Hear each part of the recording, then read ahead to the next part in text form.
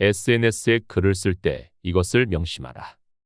SNS에 내가 남긴 글이 거리 한복판에 떨어져 나의 원수가 펴보더라도 내가 해를 당하지 않을 것인가.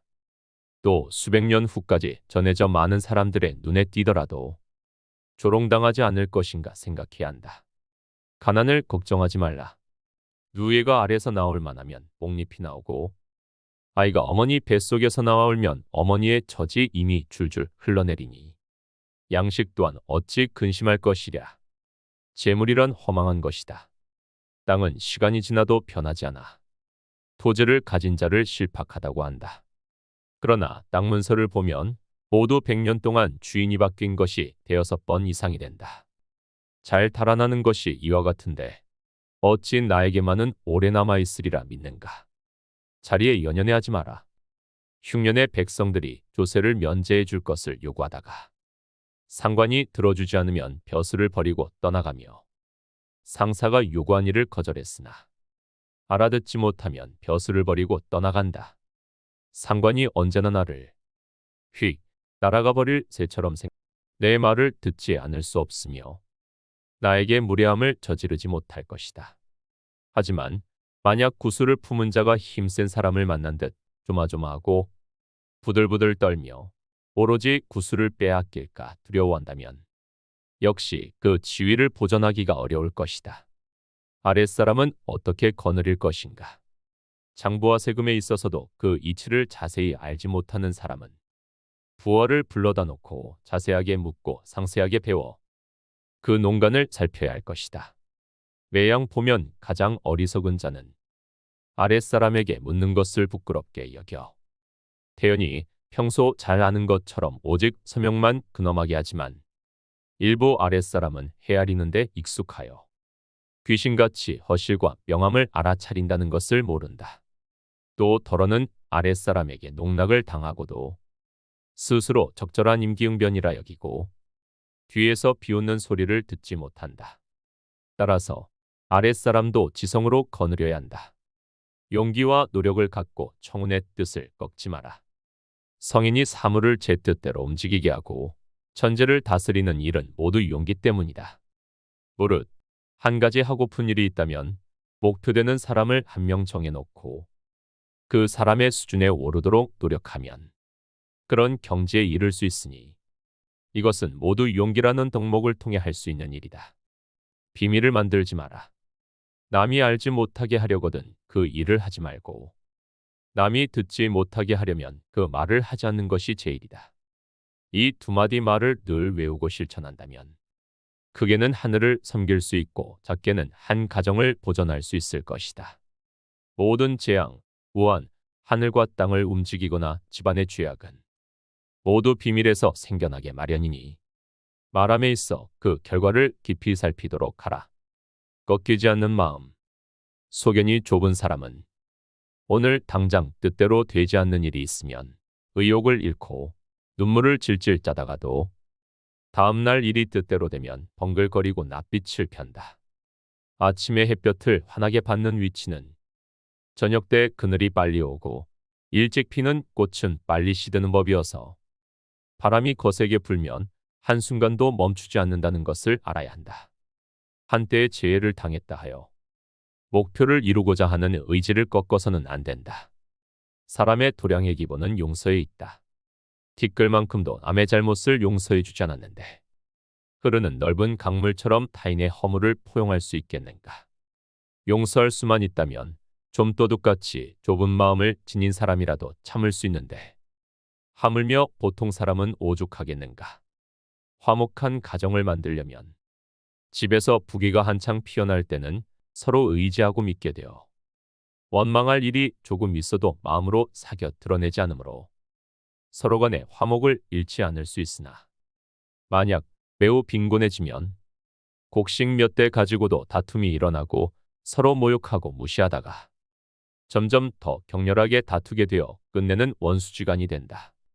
이런 때 저 사람이 나에게 돌을 던지면 아름다운 옥으로 갚아주고 칼이나 창을 들이대도 맛있는 술로 대접해주면 눈을 흘리고 화를 내며 다투고 소란을 피워 집안을 뒤엎는 일은 없을 것이다. 끈기 있게 그러한 행동을 하면 감동이 일어 기뻐하는 마음이 저절로 이루어져 화목하게 될 것이다. 이런 친구는 멀리하라. 무릇 천륜의 야박한 사람은 비록 충성스럽고 인정있고 부지런하고 민첩하여 온 정성을 다하여 나를 섬겨주더라도 절대로 가까이에서는 안 된다. 이들은 아침에는 따뜻이 대해주다가도 저녁에는 차갑게 변하고 만다.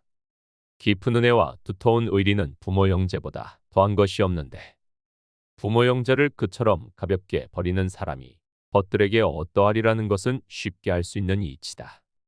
남의 도움을 바라지 말라.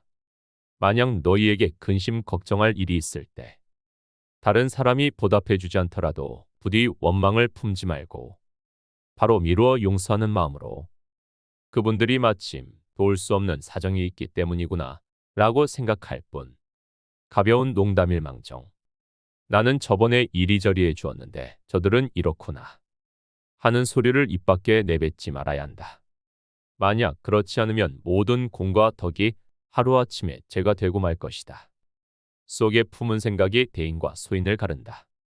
공부를 하라 하면 한가한 소리 하고 앉았다고 빈정댄다. 책을 읽으라면 따분한 말 좀 그만하라고 한다. 온통 돈 벌 궁리 부자가 되어 떵떵거리고 살 생각뿐이다. 결국 이룬 것 없이 죽어 몸뚱이가 식기도 전에 이름과 같이 잊혀진다. 자식들은 그 재물을 두고 싸움질을 한다. 세상을 살다가는 보람은 그런 것들 속에는 들어있지 않다. 속에 품은 생각의 크기가 대인과 소인을 가른다. 개돼지도 배부르면 기뻐한다. 개돼지도 별 걱정 없이 살다가 간다. 공정함을 유지하라. 비판과 비난을 구분해야 한다. 칭찬과 아첨을 혼동하면 안 된다. 미워도 인정할 것은 인정하고 좋아도 잘못은 당당히 비판하라. 패거리 짓기는 공부에 가장 으뜸 가는 도적이다. 공변됨을 잃으면 학문도 없고 인간도 없다. 공정하게 말했는데 삐딱하게 받으면 토론이 성립되지 않는다. 편을 갈라말하고 덩달아 부언해동하면 가망이 없다. 세상에 나만 옳고 남은 그런 이치는 없다. 다 좋고 무조건 나쁜 것도 없다. 대공지정의 마음을 길러야 한다. 즐거움은 밥만 누려라. 지혜로운 사람은 화복의 조짐을 미리 헤아려 눈앞의 희비에 연연하지 않는다. 어리석은 사람은 놓이는 상황에 매어 웃고 울고를 반복한다. 즐거움은 다 누리려 들면 안 된다. 밥만 누려라.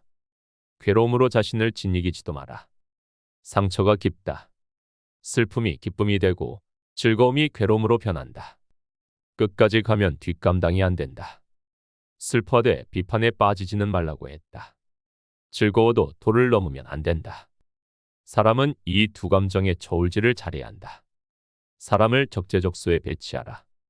어진 임금들은 사람을 쓰는 데 있어 적재적소에 배치하는 지혜가 있었다.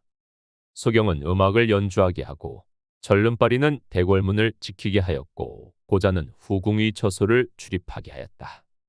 집에 사내종이 있는데도 힘이 약해서 힘드는 일을 못 시킨다 한다면 이는 난쟁이에게 산을 뽑아내라는 식의 가당찮은 일을 맡기고 힘이 약하다고 걱정하는 것과 같다. 사람들에게 그 능력에 맞는 일을 맡기도록 한다면 그런 집안은 가난을 걱정하지 않아도 된다. 문명세계를 떠나지 말라. 사대부 집안의 법도는 벼슬길에 올랐을 때는 산언덕에 새 집을 내어 살면서 선비의 복색을 잃지 않아야 하고 만약 벼슬길이 막히게 되면 서울에 가까이 살면서 앞서가는 문화의 안목을 떨어뜨리지 않아야 한다. 늘 마음을 편안하고 차분하게 먹고 높은 지위에 있는 사람과 다름없이 행동해라. 하늘의 이치는 순환하는 것이라서 한번 쓰러졌으면 반드시 일어나는 법이다. 순간의 분노를 참지 못하여 먼 시골로 이사를 가버리면 결국 천한 백성으로 전락하고 말 것이다. 조선 후기 실학자 다산 정약용은 남인으로 정조가 죽고 순조가 즉위하자 세력을 잡은 노론벽파들이 서학을 탄압하였다. 정조의 총애를 한몸에 받던 정약용은 정치적 희생양이 되어 집안이 패족이 되어 자식들을 두고 홀로 유배를 떠나게 된다. 벼슬길이 막혀버린 자식들이 모든 희망을 버리고 엇나가지 않도록 지속적으로 편지를 보내 든든한 길잡이가 돼주었고 본인 역시 학자로서 저술에 몰두하면서 스스로의 몸과 정신을 단련시키며 희망적인 태도를 버리지 않았다. 극한의 어렵고 힘든 현실에서도 스스로 주도권을 잡고 의도적으로 자신이 마땅히 가야 할 길을 걸은 것이다.